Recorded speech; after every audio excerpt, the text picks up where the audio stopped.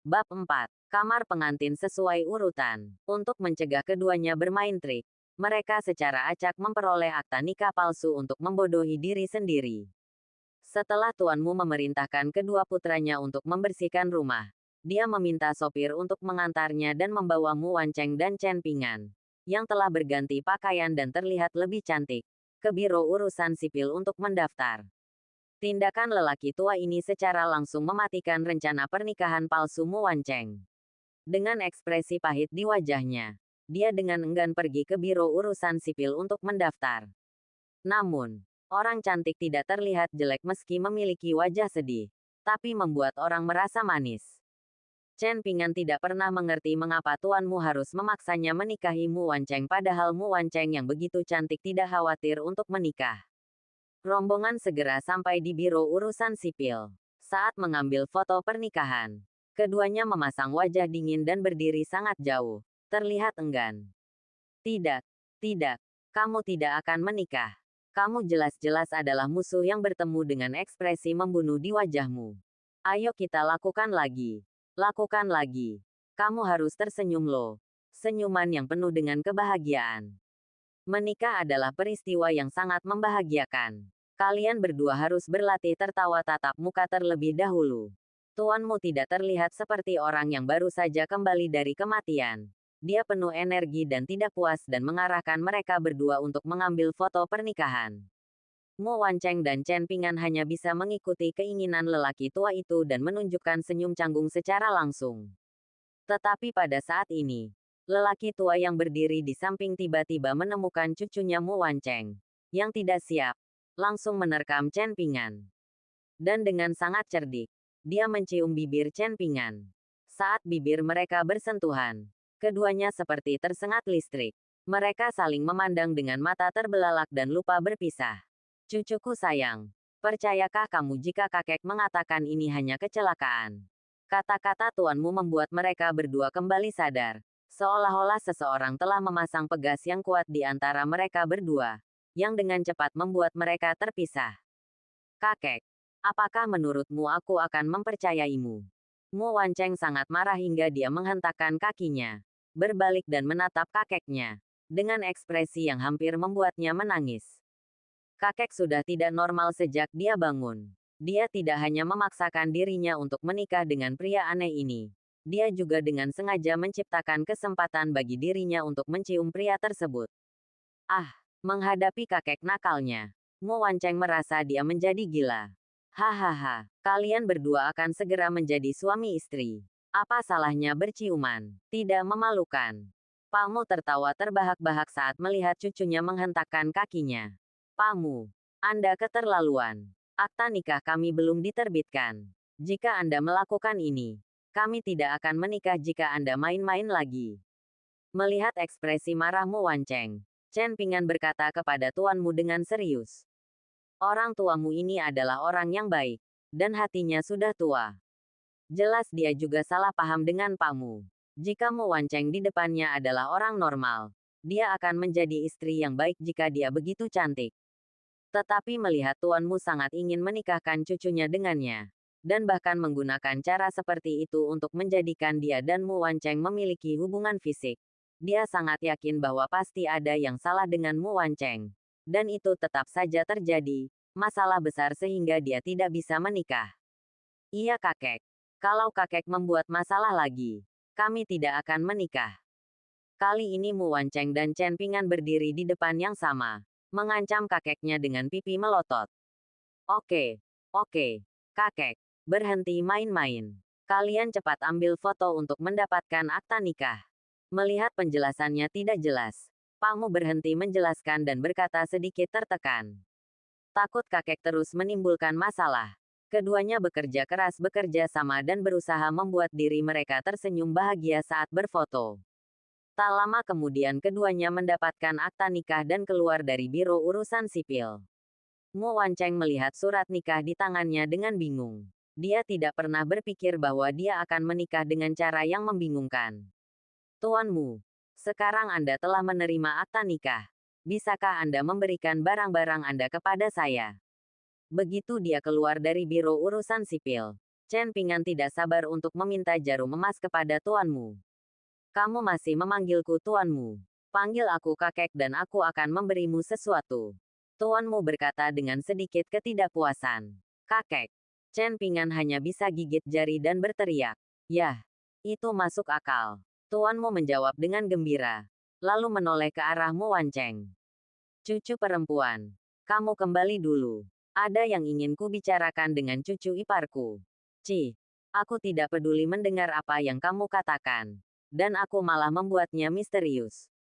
Mu Wancheng memutar matanya ke arah mereka berdua dengan tidak puas dan pergi. Pernahkah kamu melihat sepasang anting emas di telinga istrimu?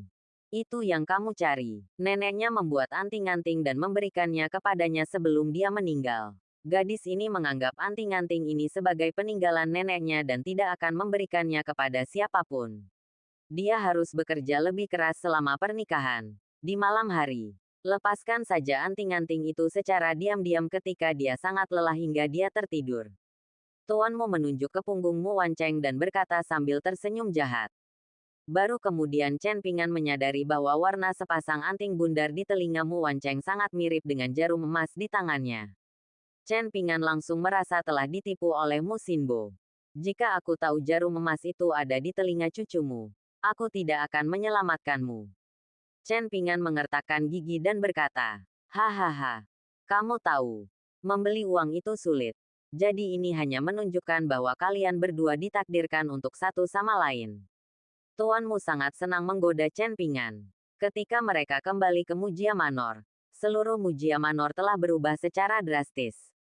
Pita sutra putih yang berkeliaran di sekitar tempat yang sempat menjadi pemandangan menyedihkan, kini berubah menjadi lampion dan dekorasi warna-warni di mana-mana, membuatnya tampak ceria. Saya akan memberitahu orang-orang untuk menantikan hari yang baik dan memesan hotel untuk mengadakan pernikahan Anda. Melihat pemandangan yang menggembirakan itu, tuanmu melambaikan tangannya dan berkata dengan penuh semangat. Tidak perlu terburu-buru untuk melangsungkan pernikahan sekarang. Jika kita belum bercerai setelah 3 bulan, belum terlambat untuk melakukannya. Chen Pingan dengan cepat menghentikan pihak lain. Baiklah. Kalau begitu kita tunggu 3 bulan sebelum mengadakan pernikahan. Namun, hal ini tidak menghalangi Anda untuk melangsungkan malam pernikahan. Anda akan melangsungkan pernikahan malam ini. Jika Anda takut memiliki anak akan mempengaruhi perceraian Anda dalam 3 bulan, Anda dapat mengambil tindakan pengamanan. Tuanmu berkata kepada Chen Pingan dengan sangat murah hati. Chen Pingan merasa malu saat mendengar ini. Namun karena itu kamar pengantin sesuai pesanan, saya tidak akan sopan malam ini. Lagi pula, keduanya sudah mendapatkan sertifikat. Paling-paling, mereka hanya bisa mengambil tindakan pengamanan saat melakukan hal seperti yang dikatakan kakeknya. Aku akan keluar untuk membeli sesuatu. Setelah Chen Pingan mengatakan itu, dia berbalik dan meninggalkan keluargamu. Karena takut jika dia tidak pergi, lelaki tua itu akan melontarkan komentar sinis lagi. Ini waktunya makan malam. Ingatlah untuk kembali lebih awal untuk makan malam.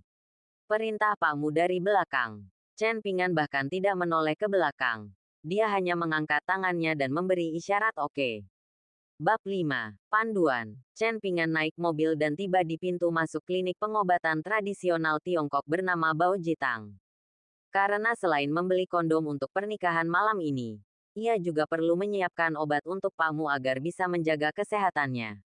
Anak di depan itu, minggir sekarang juga. Sebelum Chen Pingan masuk ke aula Baoji, dia tiba-tiba mendengar teriakan dari belakangnya. Chen Pingan berbalik dan melihat sebuah mobil mewah dengan plat nomor semua angka 0 diparkir di belakangnya. Seorang gadis cantik dengan pakaian cerdas mengarahkan 2 pria bertubuh besar untuk membantu seorang lelaki tua yang tidak sadarkan diri dengan setelan tang berjalan dengan cemas ke rumah sakit. Berdasarkan prinsip prioritas pasien, Chen Pingan segera menyingkir untuk memberi jalan bagi pasien. Ketika sekelompok orang melewati Chen Pingan melirik lelaki tua yang tidak sadarkan diri itu dan merasa bahwa dia tampak familiar. Tetapi untuk beberapa saat dia tidak dapat mengingat di mana dia bertemu dengannya. Penjaga toko, segera panggil Dokter Ilahihu untuk menyelamatkan orang ini. Cepat, cepat, cepat. Gadis itu mulai berteriak begitu dia masuk. Penjaga toko sepertinya tahu bahwa gadis di depannya tidak mudah untuk diajak main-main. Jadi dia segera menghentikan apa yang dia lakukan dan berlari ke aula dalam untuk mencari bos mereka, Dr. Hu Qingniu, yang dikenal sebagai Master Pengobatan Tiongkok. Segera, seorang pria parubaya berusia 50-an berkumis keluar dari aula dalam. Dia adalah ahli pengobatan Tiongkok terkenal Husenyi Hu Qingniu. Ketika Hu Qingniu melihat lelaki tua yang tidak sadarkan diri itu, ekspresinya tiba-tiba berubah. Cepat, baringkan orang itu di tanah. Sebarkan yang lain. Dan biarkan udara bersirkulasi di sekitar mereka. Penjaga toko ada di sini untuk mengambil jarumnya. Dr. Hu segera berteriak kepada penjaga toko setelah merasakan denyut nadi lelaki tua itu. Penjaga toko cukup cerdas. Ketika Dr. Hu Qingniu memeriksa denyut nadi lelaki tua itu, dia sudah membawa tas jarum perak dan lampu alkohol dan sedang menunggu. Setelah mendengar perintah dari Dr. Hu, dia segera menyerahkan perak tersebut tas jarum dan lampu alkohol berlalu. Dr. Hu menggunakan lampu alkohol untuk mensterilkan jarum perak tersebut dan kemudian memasukkan beberapa jarum ke dalam tubuh lelaki tua itu. Chen Pingan hanya bisa menggelengkan kepalanya saat melihat suntikan yang diberikan oleh Dr. Hu. Benar saja. Setelah Dr. Hu memberinya beberapa suntikan, bukan saja kondisi lelaki tua itu tidak kunjung membaik, tetapi bibirnya juga mulai mengering dan seluruh tubuhnya menjadi dingin dan gemetar.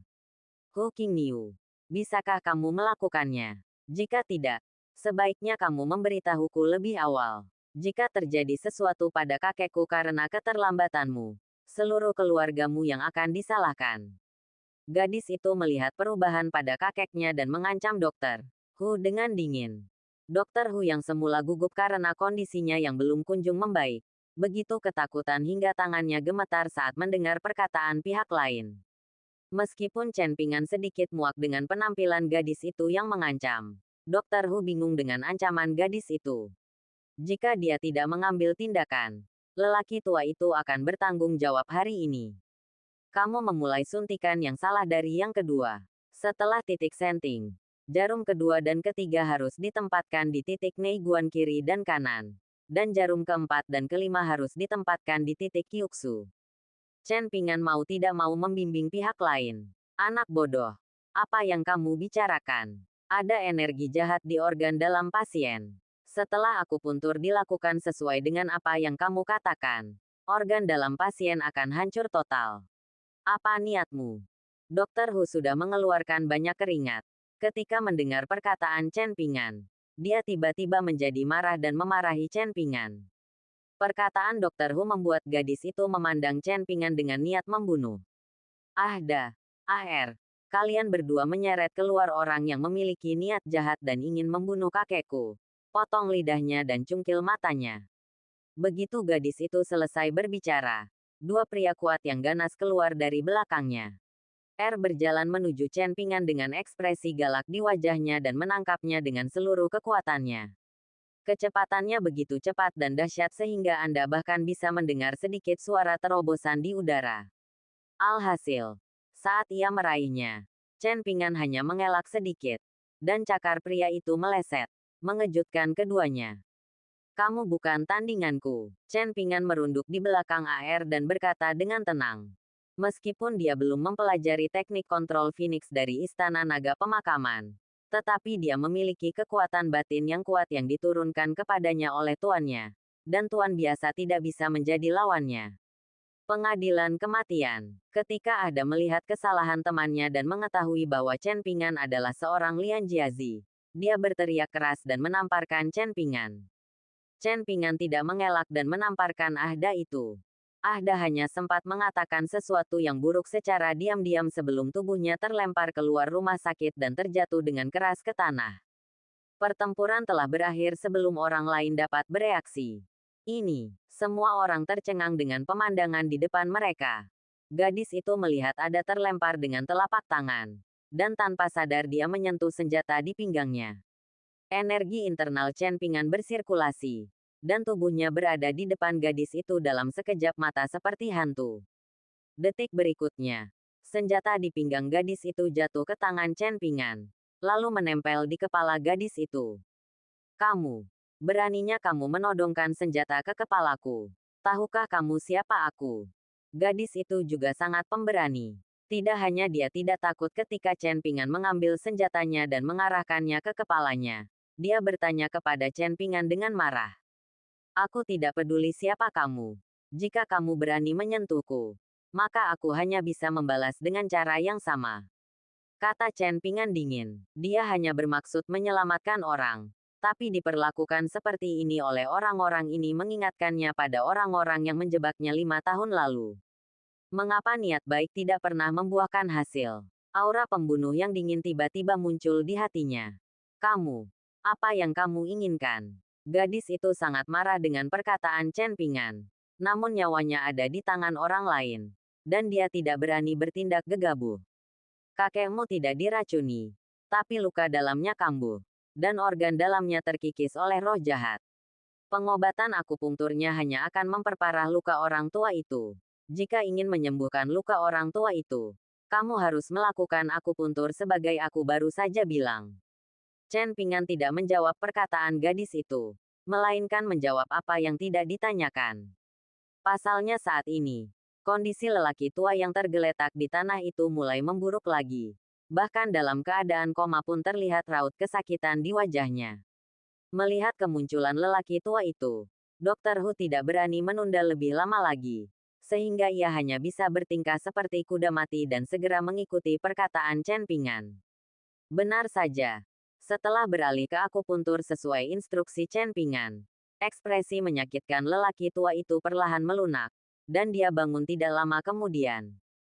Semua orang menghela nafas lega. Kakek, kamu akhirnya bangun. Gadis itu tidak peduli dengan senjata Chen Pingan di kepalanya, dan berteriak pada kakeknya. Terima kasih atas nasihatmu, teman kecil. Jika tidak, jika Tuan Zhao melakukan kesalahan padaku, Hu akan disalahkan bahkan jika dia mati.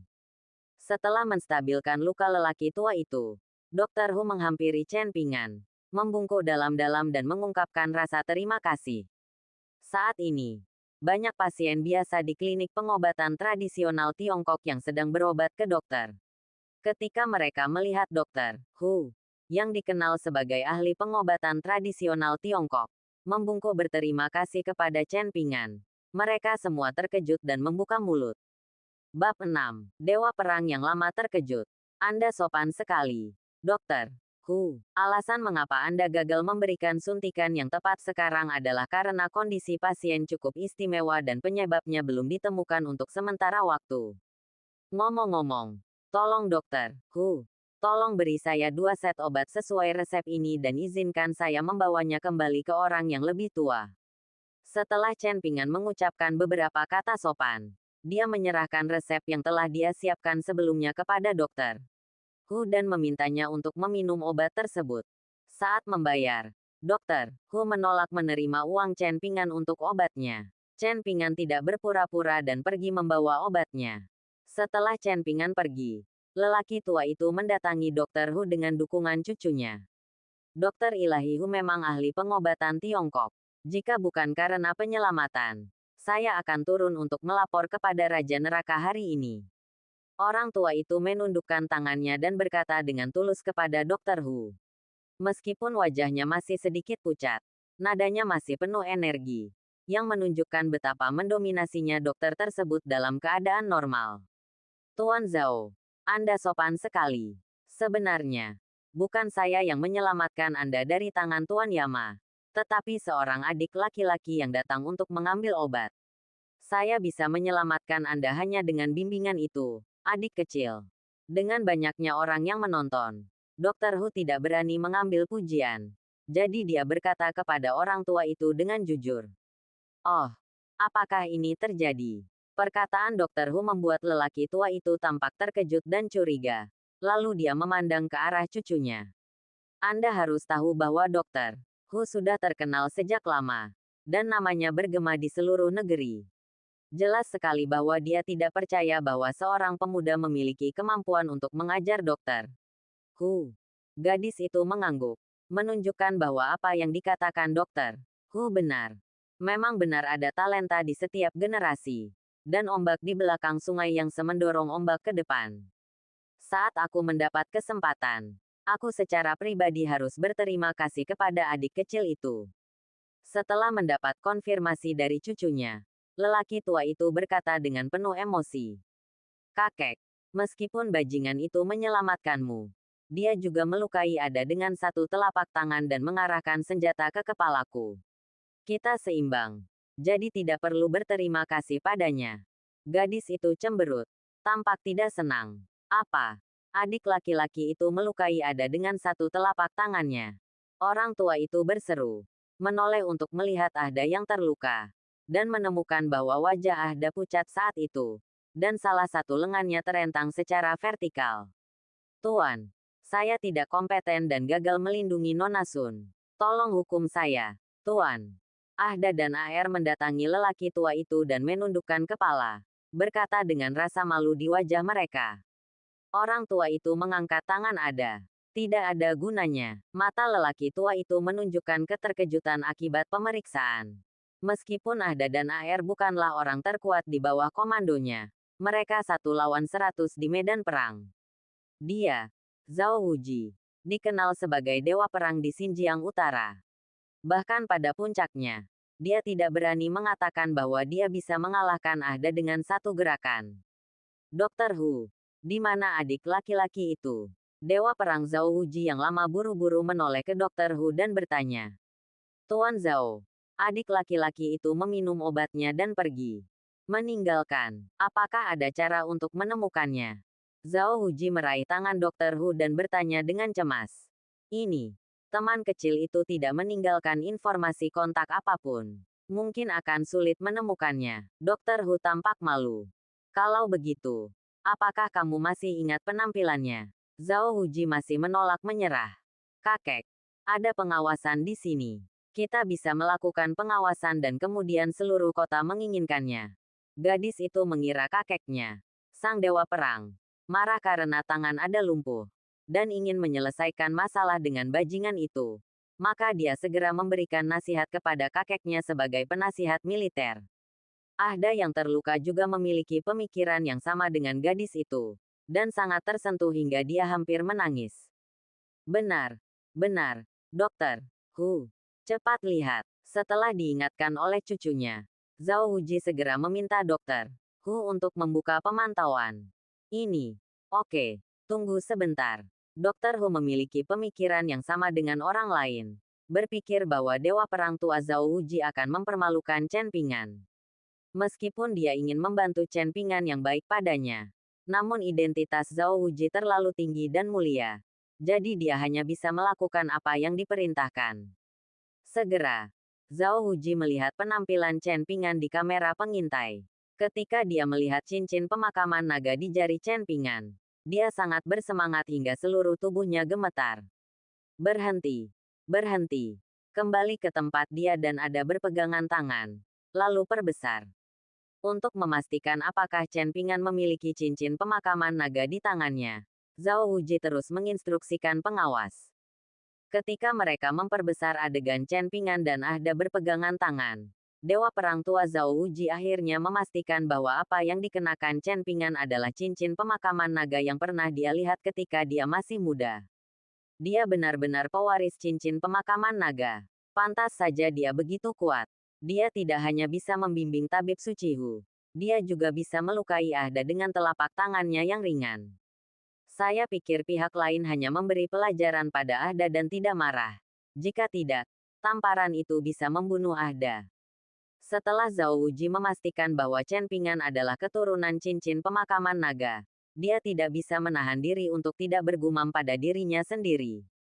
Ia mampu meraih prestasi setinggi itu dalam hidupnya karena ia mendapat bimbingan dari penerus cincin pemakaman naga generasi ke-8 ketika ia masih muda. Ia mampu tak terkalahkan di medan perang dan menjadi terkenal sebagai Zhao Wuji, dewa perang di Xinjiang Utara. Kirimkan pesanannya. Saya akan mendapatkan semua informasi tentang orang ini dalam waktu 10 menit. Zhao Wuji memerintahkan dengan serius kepada AR, yang belum terluka. Ya, Tuan. Setelah menerima perintah tersebut, AR segera mengeluarkan laptop dari mobil dan langsung menyelidiki identitas Chen Pingan. Wajah Dr. Hu berubah drastis. Dia merasa telah menyakiti Chen Pingan. Dan dia merasa sangat tidak nyaman. Tuan Zhao, meskipun adik laki-laki itu melukai anak buahmu, dia juga membawamu kembali dari neraka. Kalau tidak, dia tidak mengetahui identitasmu sebelum menyerang anak buahmu. Mereka yang tidak mengetahuinya tidak bersalah. Bagaimana kalau membiarkannya pergi? Dr. Hu mengertakkan gigi dan berdiri untuk memohon kepada Chen Pingan dengan risiko menyinggung Dewa Perang Lama Zhao dan anak buahnya. Orang tua itu tercengang ketika mendengar apa yang dikatakan Dr. Hu. Aku ingin mencari adik kecil ini karena aku ingin mengucapkan terima kasih secara langsung. Apa yang kalian pikirkan? Orang tua itu menjelaskan dengan tercengang. Begitu dia mengucapkan kata-kata ini, cucunya dan anak buahnya saling berpandangan. Ini, saya salah paham. Tuan Zhao. Dr. Hu tertegun sejenak, lalu tampak malu. Untuk orang seperti Zhao Wuji yang menepati janjinya, jika dia mengatakan ingin berterima kasih kepada adik kecil itu, maka dia pasti berterima kasih padanya dan tidak akan melakukan trik itu. Saat ini, AR menggunakan jaringan intelijen yang kuat dari Istana Dewa Perang untuk menyelidiki informasi Chen Pingan. Guru, informasi tentang orang ini telah diselidiki dengan jelas. Dia awalnya adalah seorang dokter kepala di Rumah Sakit Rakyat Jiangsu. Dia memiliki keterampilan medis yang baik dan reputasi yang baik.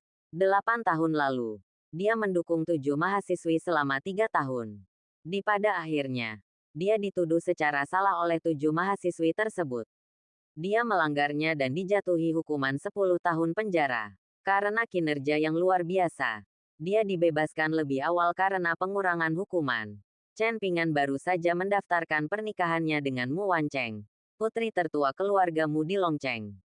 AR membuat laporan sederhana tentang informasi Chen Pingan kepada Dewa Perang Tua Zhao. Bab 7. Bisakah boneka kain menjadi roh? Mereka mendanai 7 mahasiswi miskin namun dituduh secara salah dan dijatuhi hukuman 10 tahun. Dewa Perang Tua Zhao bergumam pada dirinya sendiri, lalu menoleh ke arah cucunya. Omong-omong, lelaki tua dari keluargamu dan aku masih teman sekelas. Min Min, bukankah kamu mengatakan bahwa kamu akan mengadakan pesta ulang tahun untuk kakek dalam 3 hari? Tempatnya seharusnya di hotel di Hao di Longcheng. Kirim surat undangan untuk keluargamu. Saya ingin mengucapkan terima kasih secara pribadi kepada Tuan Chen Pingan karena telah mengundang keluargamu untuk berpartisipasi. Orang tua itu berpikir sejenak dan berkata kepada cucunya. Pada usia ini, dia tidak punya banyak waktu lagi. Begitu dia meninggal, keluarga Zhao pasti akan menghadapi dilema untuk dibongkar. Jika pemuda itu benar-benar pewaris cincin pemakaman naga, mereka yang ingin mempengaruhi keluarga Zhao harus mempertimbangkan konsekuensinya jika berteman dengannya. Dari zaman kuno hingga sekarang, apakah itu penyatuan dunia oleh Kaisar pertama, kenaikan tahta Ratu Zhou, atau pasukan Qing memasuki negara? Di balik peristiwa besar ini adalah pewaris cincin pemakaman naga. Baik, kakek, aku akan meminta seseorang mengirimkan undangan ke rumahmu nanti.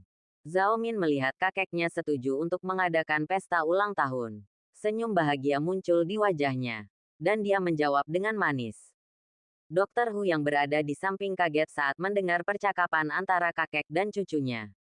Pria di depannya adalah Zhao Wuji, Dewa Perang di Xinjiang Utara. Meski telah pensiun dari medan perang selama bertahun-tahun, pengaruhnya tidak berkurang.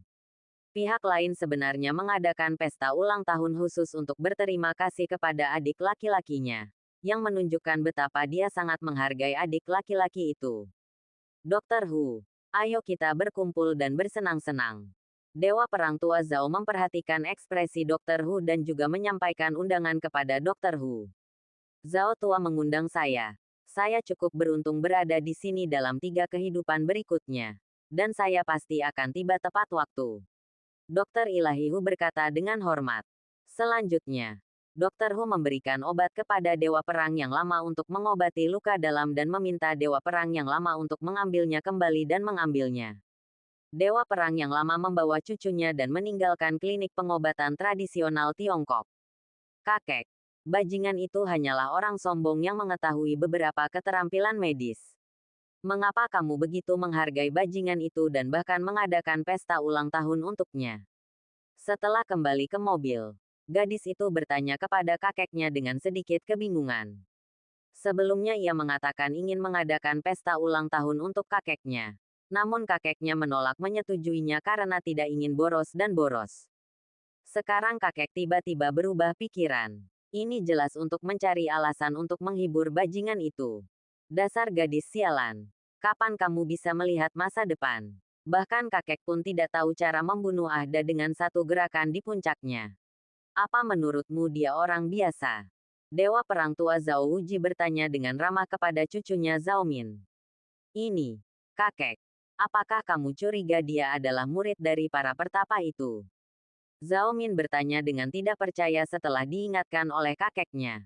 Dia lebih dari sekedar murid pertapa. Apakah kamu melihat cincin di tangannya? Kakek melihatnya ketika dia masih muda. Itu pasti cincin pemakaman naga yang legendaris. Apa, mungkinkah dia penerus cincin pemakaman naga generasi ke-9? Zhao Min sangat terkejut. Dia telah mendengar dari kakeknya sejak dia masih kecil bahwa alasan kakeknya bisa mencapai seperti sekarang ini sepenuhnya karena dia cukup beruntung bisa menghabiskan waktu bersama pewaris cincin naga terkubur ketika dia masih muda. Pewaris cincin naga terkubur mewariskan satu set kungfu kepada kakeknya. Dan dia memiliki keterampilan yang mencapai prestasi dan status saat ini. Pewaris cincin pemakaman naga juga tidak menyukai kurangnya kualifikasi kakeknya dan menolak menerimanya sebagai muridnya. Jika pihak lain benar-benar pewaris cincin pemakaman naga, maka perilaku kakek tidak akan mengejutkan sama sekali. Baik atau tidak, kami akan mengetahuinya pada hari pesta ulang tahun. Anda kembali dan membuat persiapan. Undang semua orang di lonceng yang layak naik panggung untuk menemani Anda. Kakek secara pribadi akan membenarkan Chen Ping di depan umum dan bersihkan tuduhannya yang salah. Kejahatan. Oke, ayo kembali. Setelah lelaki tua itu selesai berbicara, pengemudi menyalakan mobilnya dan pergi. Ketika Chen Pingan kembali ke rumahmu, sudah waktunya untuk makan malam. Cucu iparku yang baik telah kembali. Bersiaplah untuk makan malam. Melihat Chen Pingan memasuki pintu, lelaki tua itu dengan senang hati memesan makanan untuk disajikan. Di bawah instruksi lelaki tua itu, keluargamu menyiapkan makan malam mewah untuk menjamu Chen Pingan, paman baru mereka. Meskipun Mu Wancheng dan orang tuanya tidak bahagia, lelaki tua itu baru saja bangun dan tubuhnya belum pulih sepenuhnya. Tidak ada yang berani menghadapi lelaki tua itu saat ini. Jadi mereka menganggapnya sebagai perayaan kebangkitannya dari kematian. Di tengah makan malam, Mu Wancheng buru-buru meletakkan piringnya dan keluar setelah menjawab panggilan dari sahabatnya.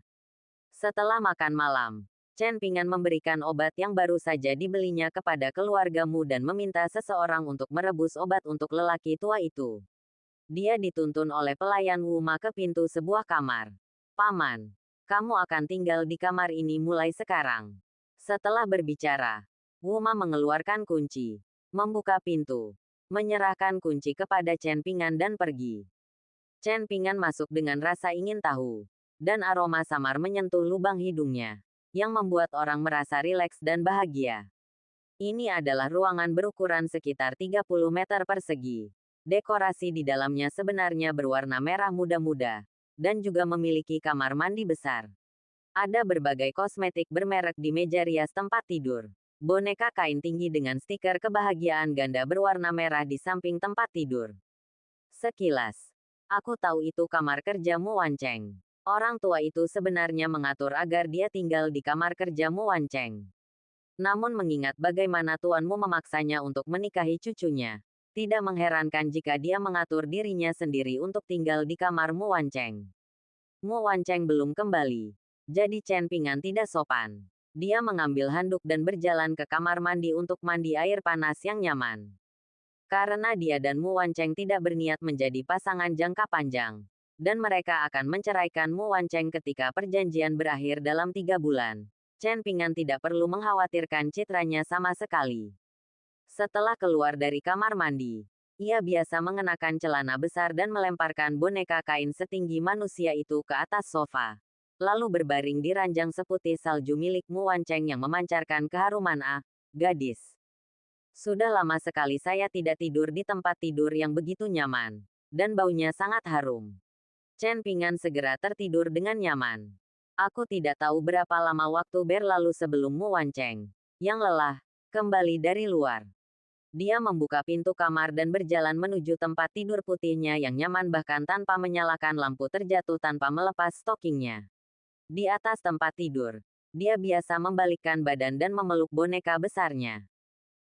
Kenapa halus sekali? Di mana rambut boneka kain itu? Mengapa bonekaku masih memiliki detak jantung dan suhu?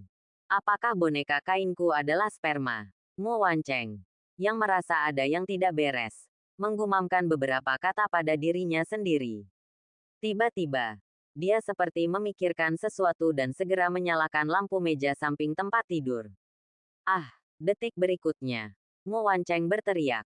Dia menemukan bonekanya hilang. Dan dia sedang memeluk seorang pria bertelanjang dada yang hanya mengenakan celana dalam besar. Bab 8. Mendapatkan jarum emas. Di malam yang sunyi ini, teriakan Mu Wancheng terdengar sangat keras. Chen Pingan yang terbangun oleh gerakan Mu Wancheng segera menutup mulut Mu Wancheng.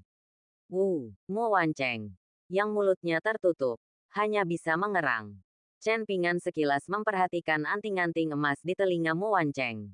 Dia langsung membalikkan Mu Wancheng, menekannya, lalu melepas anting-anting Mu Wancheng dengan kedua tangannya.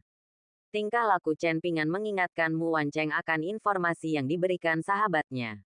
Setelah dia berpisah dari Chen Pingan di Biro Urusan Sipil, dia pergi mencari sahabatnya Qin Xiu dan mengeluh kepada sahabatnya tentang apa yang dia alami hari ini. Sahabatnya begitu terkejut hingga dia membuka mulutnya lebar-lebar, merasa seperti sedang mendengar sebuah fantasi. Kakek yang telah meninggal selama 2 atau 3 hari tidak hanya hidup kembali, tetapi ketika dia bangun, dia memaksa cucunya untuk mendapatkan surat nikah dengan pria asing. Ini terlalu konyol. Jika Mu Wancheng tidak mengeluarkan akta nikah, Qin Xiu tidak akan pernah mempercayai hal konyol ini. Qin Xiu sangat ingin tahu tentang Chen Pingan. Setelah Mu Wancheng pergi, dia segera menggunakan teknik peretasan untuk menyelidiki informasi Chen Pingan. Temuan ini mengejutkannya. Orang yang menikah dengan sahabatnya ternyata adalah manusia iblis yang menganiaya 7 mahasiswi. Qin Xiu segera menelepon Mu Wancheng yang masih makan malam, dan menempatkan di depan informasi Mu Wancheng Chen Pingan dari masa kanak-kanak hingga dewasa dan sebelum masuk penjara. Mu Wancheng kaget setelah membaca informasi tersebut. Ia berdiskusi dengan sahabatnya untuk tidak pulang sampai tengah malam. Karena kakeknya baru saja kembali dari kematian hari ini, ia tidak berani mengganggu istirahat kakeknya di tengah malam. Dia berencana untuk memberikan semua informasi kepada kakeknya besok dan membiarkan dia mengurusnya. Alhasil, sebelum fajar, dia sudah jatuh ke tangan manusia iblis ini. Memikirkan kengeriannya, Mu Wancheng berjuang keras. Chen Pingan melepas anting dari telinga Mu Wancheng. Tiba-tiba Mu Wancheng meronta-ronta. Chen Pingan tanpa sengaja menarik telinga Mu Wancheng hingga berdarah. Itu menyakitkan. Dasar iblis. Lepaskan aku. Kamu akan membuatku berdarah. Mu Wancheng berbalik dan dengan marah memarahi Chen Pingan. Ketika Chen Pingan mendengar seseorang keluar dari pintu, dia segera menutup mulut Mu Wancheng lagi. Jeritan Mu Wancheng barusan mengejutkan seluruh istana keluargamu. Orang tua Mu Wancheng belum tidur. Mereka sedang mendiskusikan urusan putri mereka di kamar. Ketika mereka mendengar teriakan itu, mereka mengira Chen Pingan menggunakan kekerasan pada putri mereka. Segera dia bergegas mendobrak pintu dan memberi pelajaran pada Chen Pingan. Anak itu ada di kamar pengantin. Mengapa kalian berdua di sini untuk ikut bersenang-senang? Tepat ketika Mu Jianan dan istrinya hendak menerobos masuk untuk menyelamatkan putri mereka, suara Tuan Mu terdengar dari belakang mereka, mengejutkan mereka. Ayah, apakah kamu tidak mendengar teriakan Waner tadi?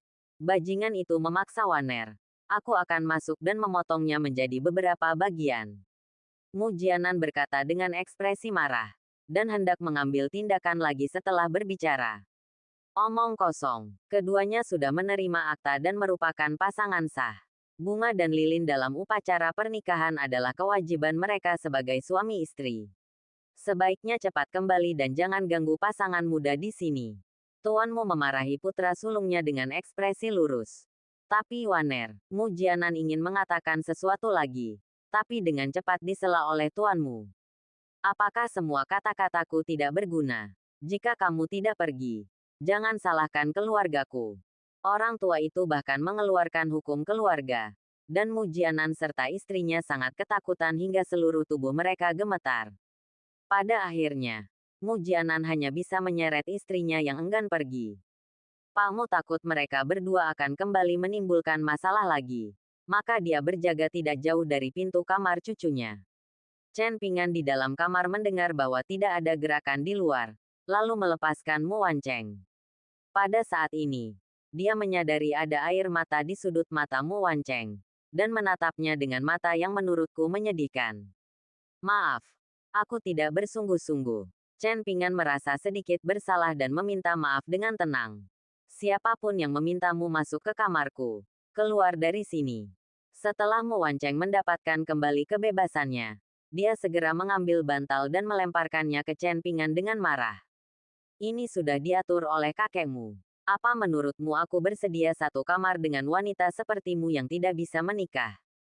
Bantal Mu Wancheng sama sekali tidak menyinggung Chen Pingan. Jadi dia berkata dengan percaya diri.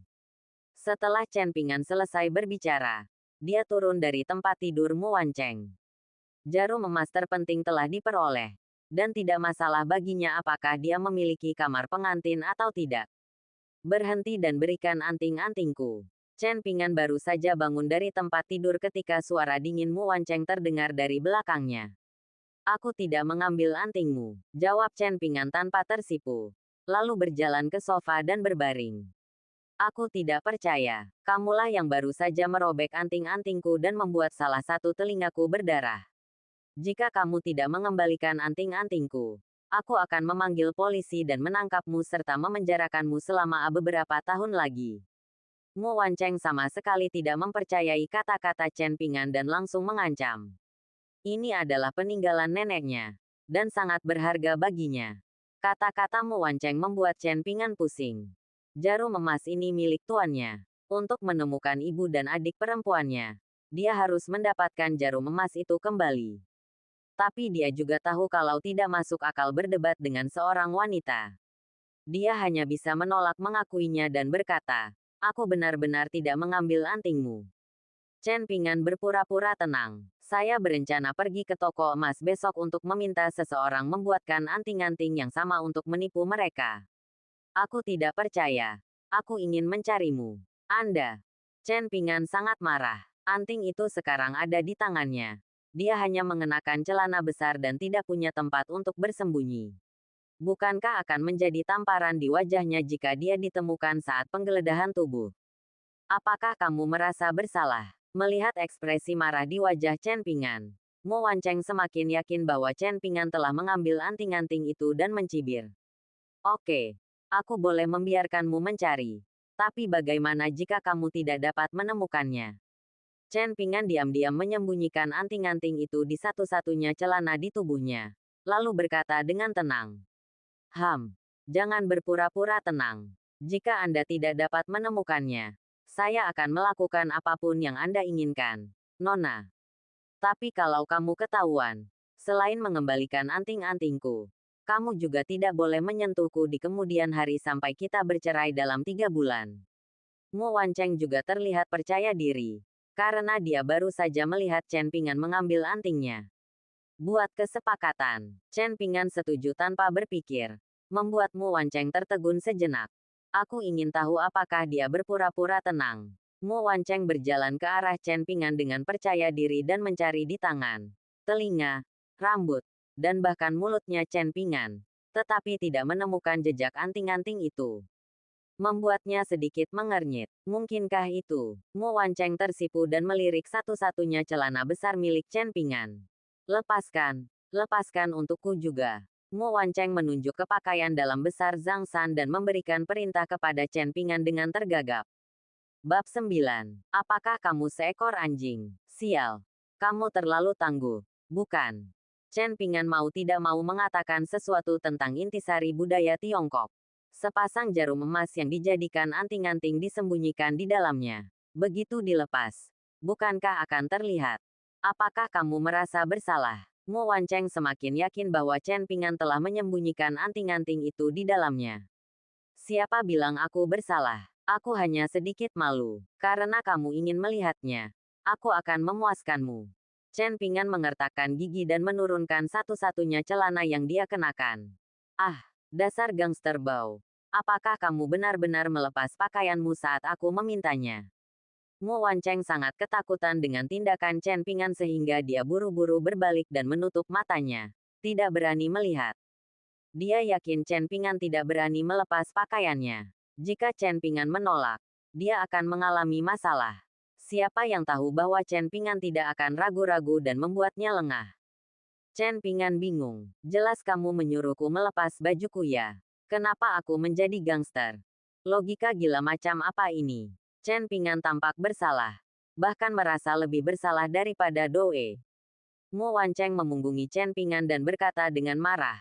Aku hanya menguji untuk melihat apakah kamu memiliki niat jahat di hatimu. Siapa yang menyuruhmu melakukannya dengan sungguh-sungguh? Bajingan. Chen Pingan akhirnya mengetahui betapa tidak masuk akalnya wanita saat ini.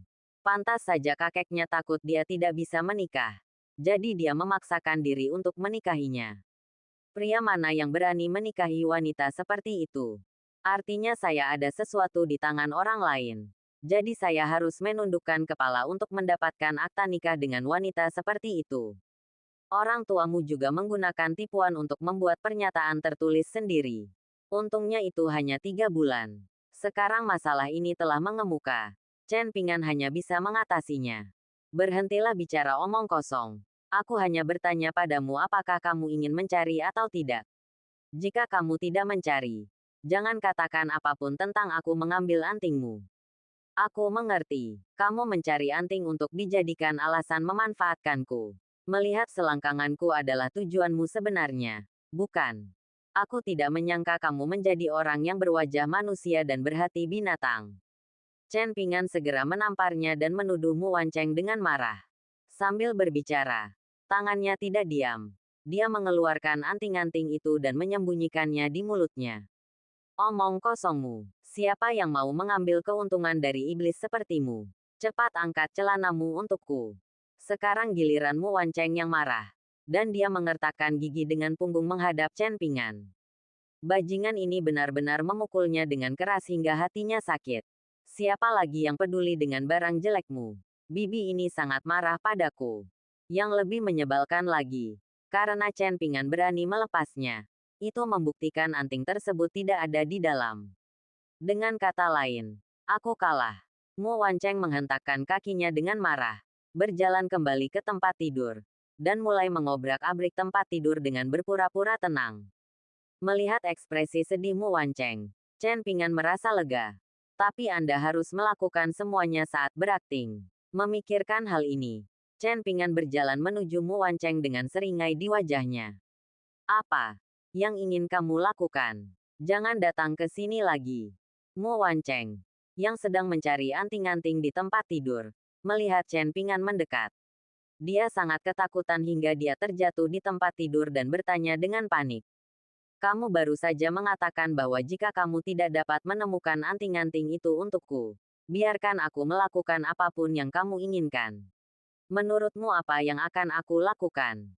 Chen Pingan memandangi wajah cantik Mu Wancheng dan berkata seperti serigala jahat. Jangan main-main, atau aku akan meneriakkan serangan tidak senonoh. Mu Wancheng panik, duduk di tempat tidur dan terus menyusut ke sudut tempat tidur, terus-menerus memperingatkan Chen Pingan. Kami sudah mendapatkan akta dan menikah secara sah. Lagi pula, kakekmu sangat ingin terjadi sesuatu di antara kita. Selama kakekmu masih di sini, percuma saja meski kamu berteriak sekeras-kerasnya. Chen Pingan menyeringai. Setelah berbicara, dia membungkuk dan mengulurkan tangan untuk sedikit mengangkat dagu kecil Mu Wancheng yang lucu. Saat ini, Mu Wancheng sedang mengenakan satu set pakaian kasual. Bagian atas tubuhnya berupa kaos wanita berwarna putih dengan motif kartun di bagian dada. Sangat lucu sosoknya dan serasi dengannya wajah cantik itu membuat hati orang berdebar kencang saat melihatnya. Sangat disayangkan ada yang tidak beres dengan wanita ini. Jika tidak maka akan menjadi berkah yang besar bagi seorang pria untuk memiliki wanita cantik seperti istrinya. Kata-kata Chen Pingan membuat Mu Wancheng putus asa. Dan dia tidak bisa menahan tangisnya. Jangan lakukan ini. Air mata wanita tidak ada gunanya bagiku. Oke. Aku hanya tidak menggerakkanmu. Hapus air matamu. Chen Pingan pertama kali mencoba menakut-nakuti Mu Wancheng. Tetapi tidak hanya tidak berpengaruh. Tetapi juga membuat Mu Wancheng sangat ketakutan hingga air matanya mengalir seperti semburan air. Chen Pingan bisa menggunakan langkah ini untuk mengakhiri keterikatan keduanya malam ini. Namun, saat dia hendak menarik tangannya kembali, Mu Wancheng menggigit ibu jarinya. Ah, apakah kamu seekor anjing? Tangan Chen Pingan digigit oleh Mu Wancheng dan berdarah, menyebabkan wajahnya sedikit berubah kesakitan. Kamu berjanji padaku 3 syarat, dan aku akan melepaskanmu. Mu Wancheng menggigit tangan Chen Pingan dan berkata dengan samar. Chen Pingan tidak tahu bagaimana dia bisa menggigit orang dan masih berbicara. Jika dia tidak setuju, ibu jarinya mungkin akan digigit. Jadi Chen Pingan tidak punya pilihan selain mengangguk dan setuju. Mu Wancheng akhirnya melepaskan mulutnya. Chen Pingan segera mundur beberapa langkah, menjauh dari Mu Wancheng yang menggigit. Syarat pertamaku adalah kamu tidak boleh pergi ke tempat tidurku di masa depan. Kedua, jangan sentuh aku. Ketiga, kamu tidak boleh menemukan alasan untuk tidak bercerai setelah 3 bulan berlalu. Jika kamu tidak dapat melakukan ketiga syarat ini, aku akan menggigitmu dan menggigit semua yang ada di tubuhmu. Mu Wancheng menyeka air matanya, menyatakan 3 syaratnya, dan memperingatkan Chen Pingan. Dan matanya tertuju ke celana Zhang San secara sengaja atau tidak, dengan peringatan yang jelas. Jarang sekali ada hantu yang menyentuh wanita sepertimu. Aku menyetujui ketiga syarat itu. Kalau tidak apa-apa, aku akan tidur. Jangan ganggu aku lagi. Chen Pingan memperhatikan mata Mu Wancheng yang melihat ke selangkangannya. Dia sangat ketakutan hingga seluruh tubuhnya gemetar. Dia setuju tanpa berpikir, dan berjalan ke sofa untuk berbaring sambil memegang ibu jarinya yang berdarah. Mu Wancheng tidak menyangka Chen Pingan akan menyetujui persyaratannya begitu saja, yang membuatnya sedikit tidak bisa bereaksi. Baru setelah Chen Pingan berjalan ke sofa dan berbaring, dia kembali sadar. Ketika dia mendengar Chen Pingan menyeringai kesakitan dari sisi lain sofa, sudut mulutnya sedikit terangkat. Contohnya, jika saya tidak percaya, saya tidak dapat menyembuhkan Anda. Mu Wancheng menggumamkan sesuatu dengan bangga. Dan dengan cepat,